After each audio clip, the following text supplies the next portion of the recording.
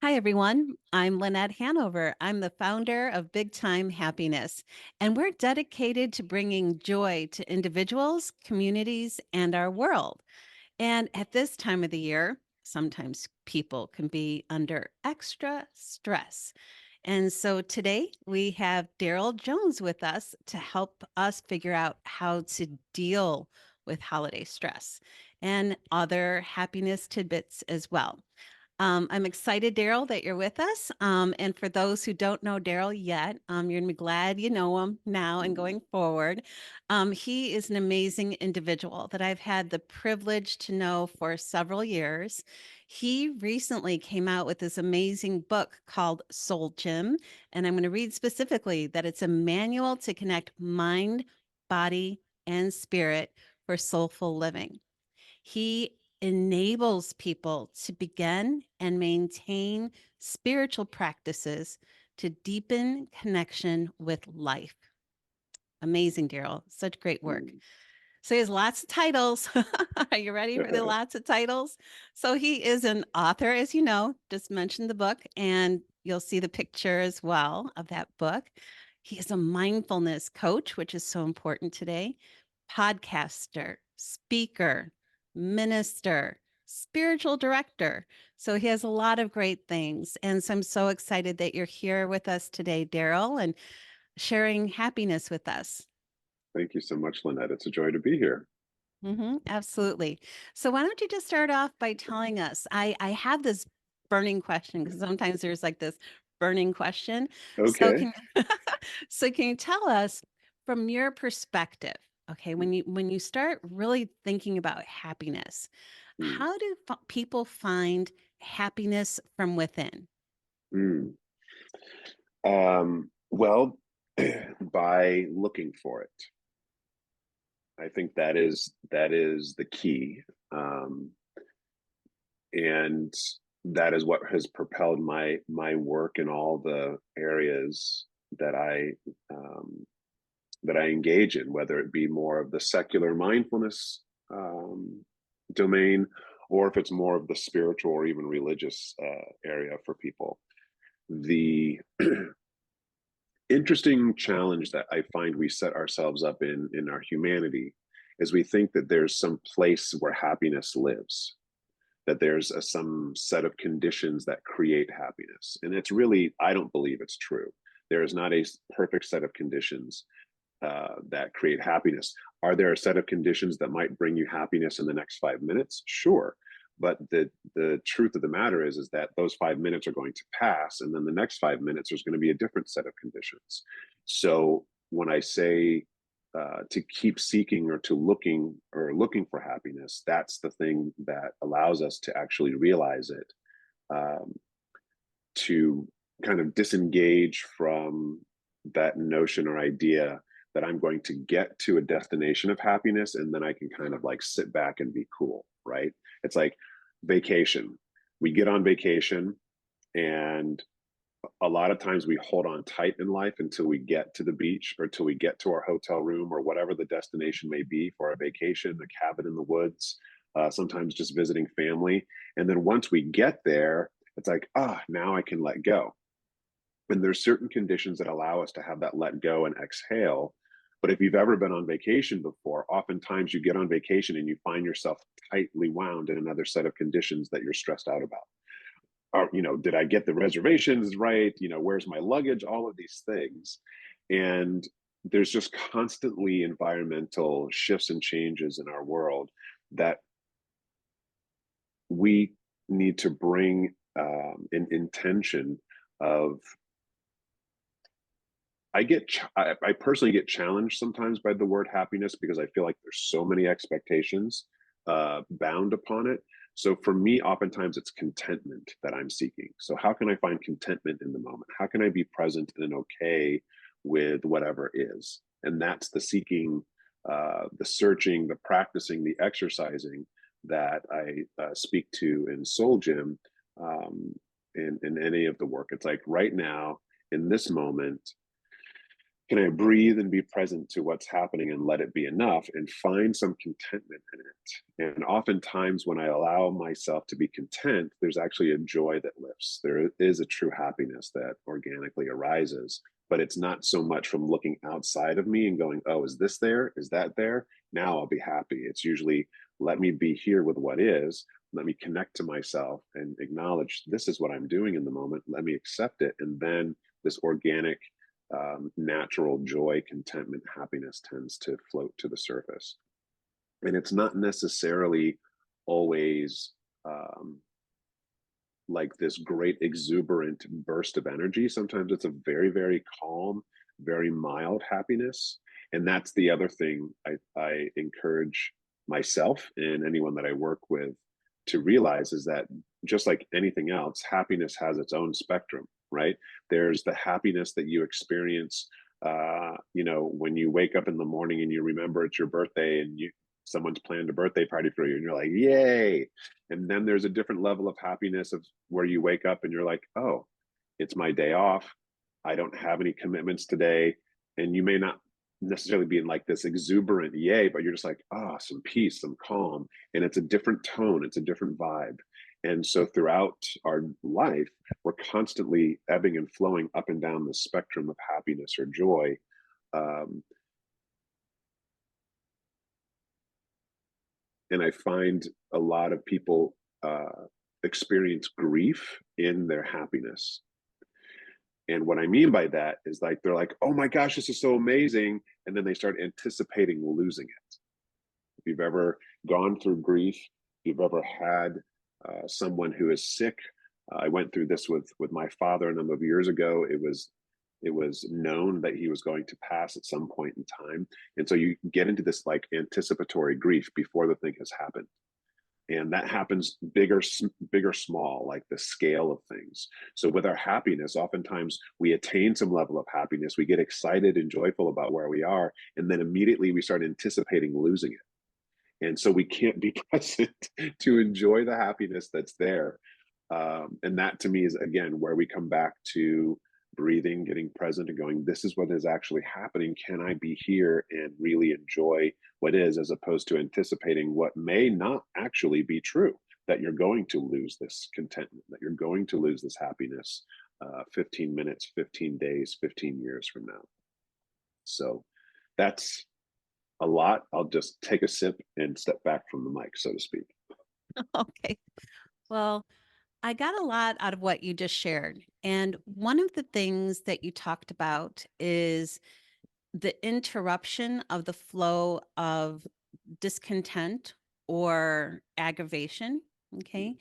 And sometimes in that moment or moments when people are feeling that way, it's extremely difficult to interrupt that emotion to come back down to more peaceful center. So, Hmm. do you have some specific ideas? Because this is a habit, Yeah, okay?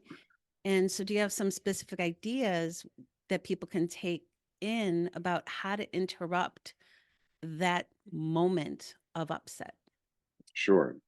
Um, so there's two ideas. The first idea is, um, I chose the title of my book and of my ministry actually being Soul Gym because of the principle that we need to be in regular exercise. We need to constantly be working out in order to have a muscle or a gear or a capacity to exercise strength, resilience, courage, hope, joy, all of those things. And if we do not regularly exercise those things, then it's just like the muscles in our body. It can atrophy, it can break down. So, I think oftentimes we're looking for an immediate disruptor, like what can I do to jar things right now? And there's tons of practices, which I'll list in just a moment. And if someone is really, really interested in being able to disrupt with greater ease, oftentimes I say, let go of trying to shift something right now. The work is getting on a routine and a regimen of regular spiritual practice and exercise, because that is what gives us the capacity as those moments come in that we can easier disrupt. or disrupt them. So, with all that being said, some of the same practices that we can do regularly can act as kind of like, oh crap moments, right? When the proverbial poop hits the fan and we need to do something to disrupt that. I think one of my personal favorites is gratitude. Right now, with a lot of members in the community that I support, we are here in the last month of December in 2023. And so we're doing a gratitude challenge every single day. And the practice is waking up and letting it be one of the first things that you do in the first hour of making a list of 10 things that you're grateful for. And it doesn't have to be something grand, right? A lot of people think, oh, I need to like kind of be in this high, lofty space. Um, it can be, I'm grateful for the coffee in my cup. It can be great. It can be, I'm grateful for the relationship that I'm in, right? There's a different level of like grandeur, if you will, and the significance of those things in our life. A coffee cup is something we're kind of like, whatever. I got this coffee cup. It's full of coffee. It can happen again. I can make it happen easily. The relationship that's in our life, that's amazing. That's a significant component. All of the things in between are all valuable things to be grateful for. And most importantly, from our neurology and from our mental space and our emotional self, to place our attention um,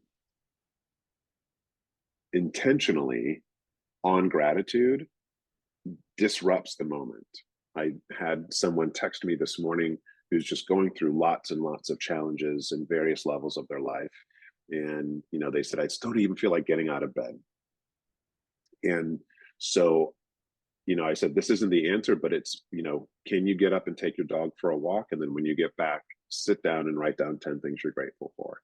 And they said, yes, I can do that. Thank you. And it wasn't that any external condition changed in their life, but it got them up and moving, and it shifted their attention from what isn't working, what is challenging, what they don't like, to some things that they're grateful for. And it's not a practice of trying to like push things under the carpet and put our head into the sand, but without any effort, any human on the planet, everyone is a pro at being pessimistic. Everyone is a pro at finding fault. Everyone is a pro at judgment. It's not something that we really have to be trained in, but I do think it's something that we need to train ourselves in being content, being happy, being joyful. So to practice gratitude on a regular basis sets us up for that. And in those moments of challenge, uh, practicing gratitude for things, even one of, if you've ever experienced anxiety in the more traditional psychological world, one of the techniques is that anxiety doesn't live in the present moment. Anxiety is anticipation of what may or may not happen in the future. So to grasp upon the five senses and to say, I see a white shirt, I smell coffee, I taste coffee, I hear a fan in the background, like, and to just remind yourself of the things that are actually happening in the present moment. It pulls our attention out of that kind of catastrophic space, and it grounds us in something that is real, that is tangible. So that is another thing that can happen sometimes, to just go through the five senses and say, I feel my feet on the ground. I feel my bottom in the chair. I hear birds chirping outside. There's a way of disrupting whatever kind of storytelling is happening that's moving us out of that space of possible joy and contentment into a space of anger, fear, frustration, doubt, worry, concern. Um, the power of the breath. So this is all coming back to mindfulness in terms of one of the many things that I do and incorporate. The power of mindfulness is being present. And most of the time when we are not present, we are in the past lamenting what was. So usually that leads to depression or sadness, or we are anxious, anticipating what may or may not be. And so to come into the present moment, this is the only place I think that we can truly be joyful and happy. To just practice bringing our attention back and be aware of where we are, that's the beginning. That's the springboard that everything grows out of. So to connect to the breath and, just take 5 slow breaths in and out. Most of the time we're breathing really passively. So to go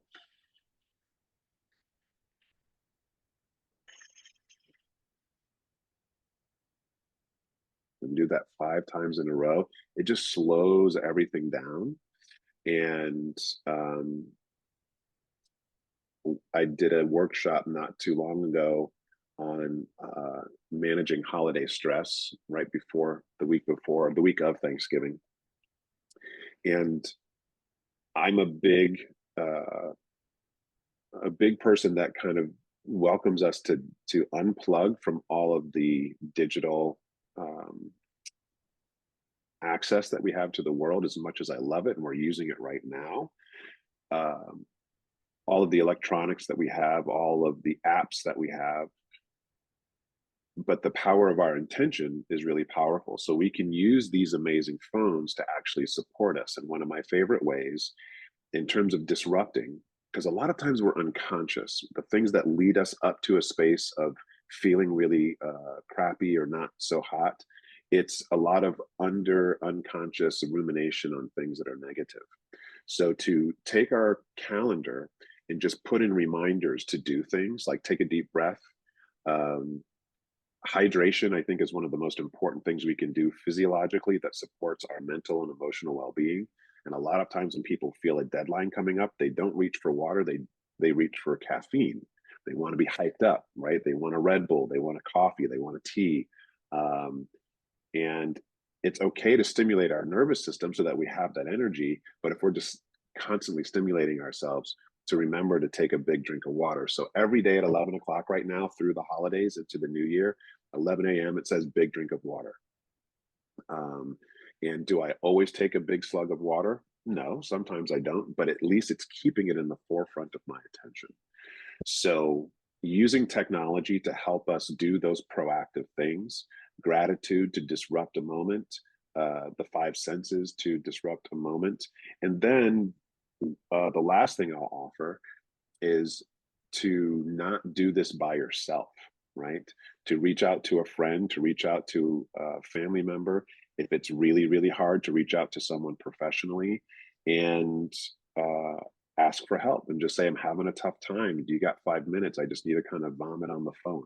Um, and they may not have words of encouragement or solutions for us, but oftentimes if we feel we're not alone and by ourselves, especially during the holidays, it can do something to move our energy from maybe a really, really desperate space a little bit higher. We may not feel woo woo happy joy, but at least maybe we're feeling a little bit more safety and security within our own skin.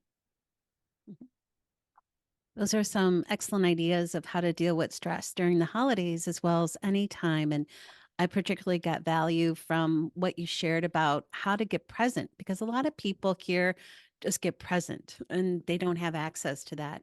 So I liked your example of identifying things that you see visually in order to, just be in the present moment.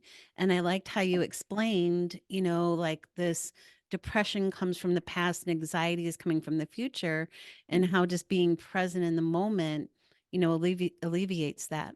And so those are very good ideas, that we can take not only during the holidays, but, all the time in our lives. And a follow up question on what you shared too.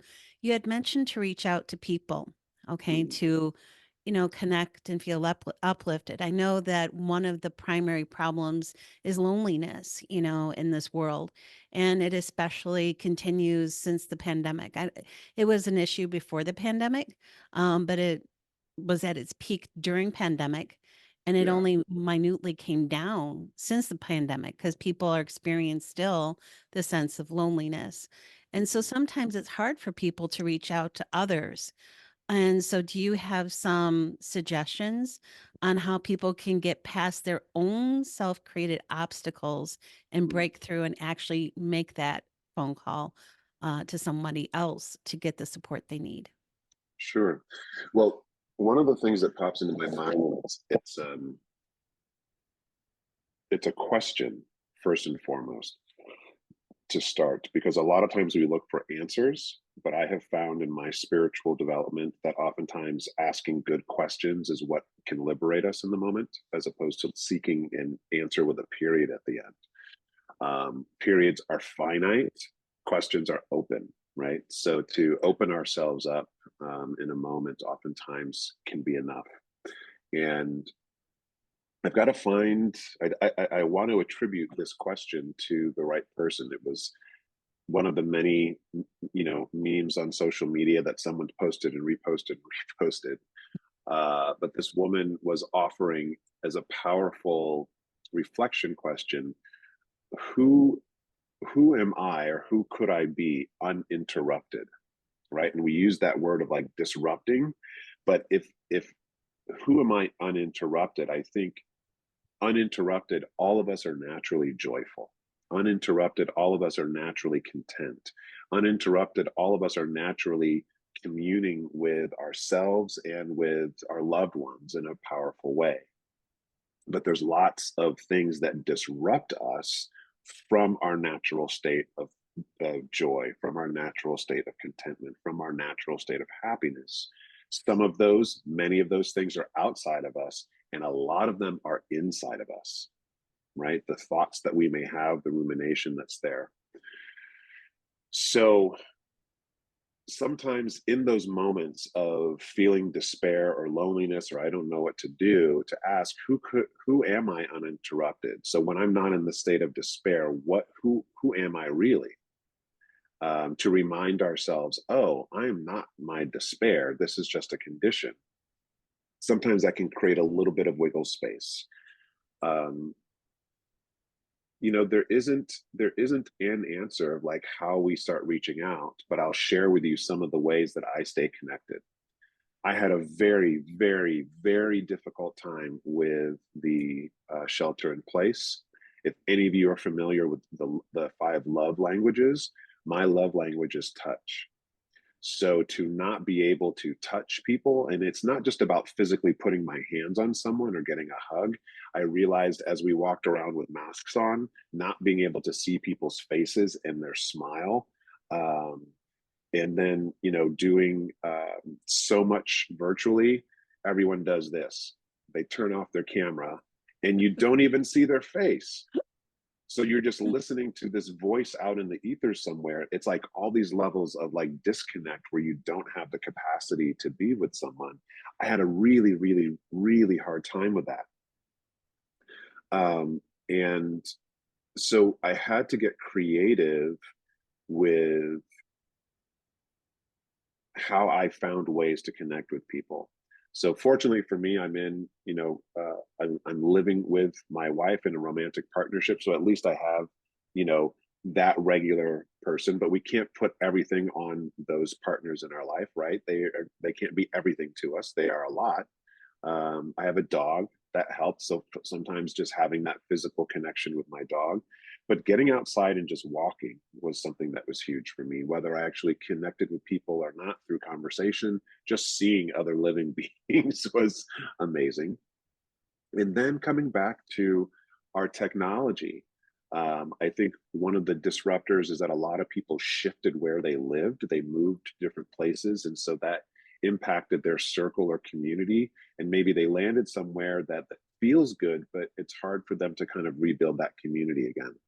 So I have um, a group text of about six other people that I have been in a group text with even prior to the pandemic, but our usage went up. And so it's basically a prayer circle. Whenever someone is feeling stressed about something, whenever someone is experiencing challenge in their life, they just say, hey, you know, and it gets down to this granular level. The check engine light just went on. I'm stressed out, and then everyone comes back when they can and they say, hey, knowing that there's possibility, your car is going to be okay. If you need money, it's going to, and just getting outside of ourselves and having someone affirm something back to us is great. I have no connection to this company at all, but I love the app Marco Polo. So if you're not familiar with it, it is a chat app, but it has a video component, and you can do a group chat as well, and it's asynchronous. So you don't have to watch it live, but you kind of feel like you're there a little bit more. I have a brother and sister-in-law that live in California, and I'm in Chicago, and we don't get to see each other that often. And there's no rhyme or reason, but we'll just get on every once in a while and share what's happening. And it's just a way of feeling connected and staying connected, even when we're physically apart. But if you don't have all the technology, just a good old phone call is good. I highly recommend one of my clients um, spends way too much time by themselves, and if they do that for too long, they can feel that depression start to creep in. And so we've been strategizing about ways, what can you do on a regular basis? Because once they connect with people, all of a sudden their mood increases. So I said, you don't have to work at home all the time. Go sit in a coffee shop, like literally just be around the buzz of other people, not just the buzz of the coffee, but the buzz of conversation. Maybe say hello to someone at a table next to you.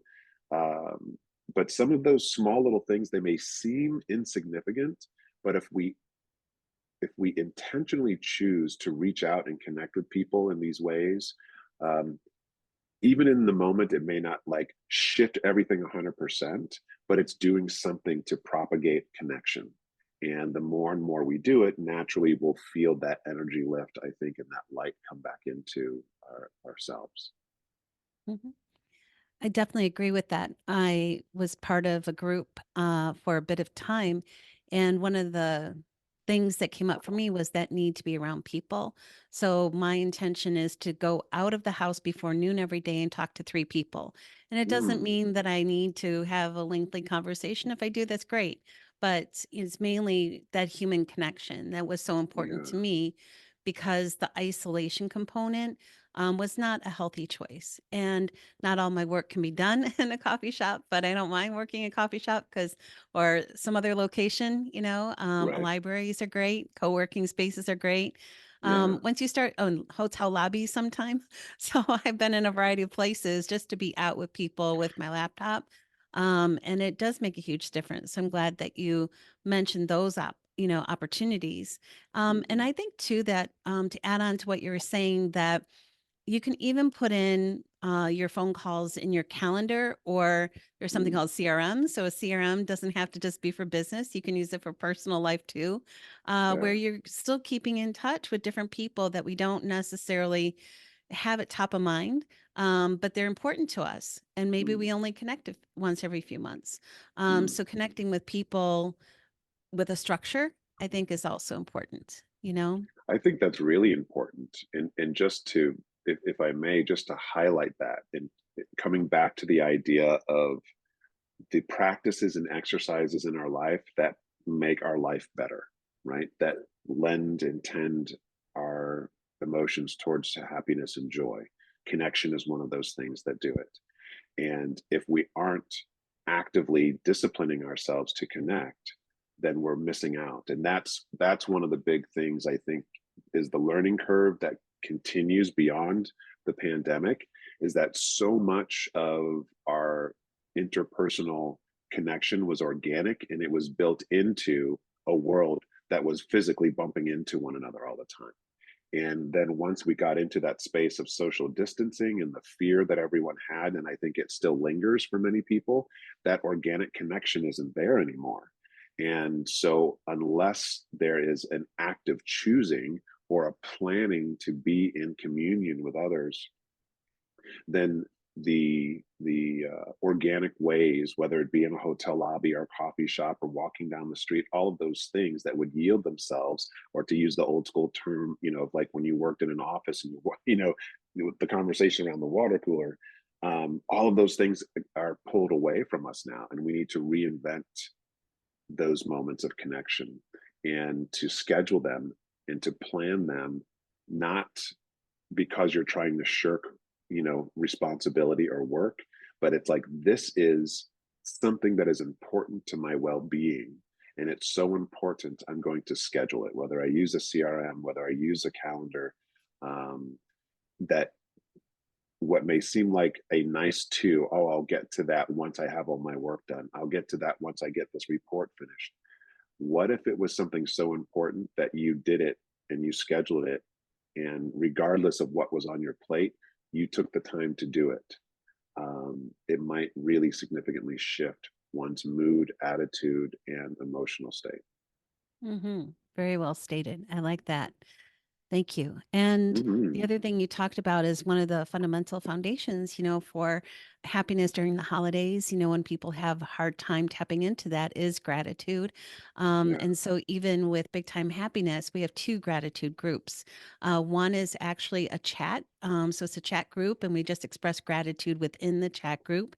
I And love it. we acknowledge each other for our gratitudes. So, like a high five or an emoji or something like that, because the more that we can really associate ourselves with those positive aspects of life. And like you said, it could be something simple like just the cup of coffee or the fact that I can sit or walk or talk or see or whatever those simple items are in life.